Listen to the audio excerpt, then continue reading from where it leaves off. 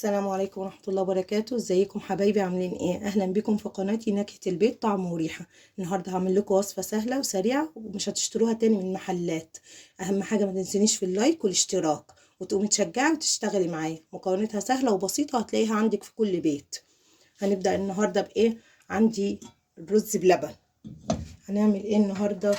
هنجيب كوبايتين رز وهننقعهم في كيلو لبن. كوبايتين رز وننقعهم في كيلو لبن، وهنسيبهم نص ساعة منقوعين. وبعد كده هنرفعهم على النار لحد ما يغلي اللبن كده مع الرز ويستوي.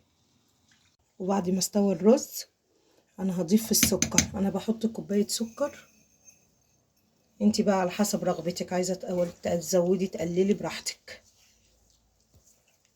هدوب بس السكر فيه، تفضلي تقلبي كده لغاية ما السكر بتاعك يدوب. ان شاء الله هتاكلي احلى رز بلبن، احلى من بتاع المحلات. هنسيبهم ياخدوا غلوة مع بعض تاني، بعد كده هقفل عليه. وبعد ما خلاص استوى كده الرز هطفي عليه النار وهغرف في اطباق. هتدوقي احلى رز بلبن، احلى من بتاع المحلات.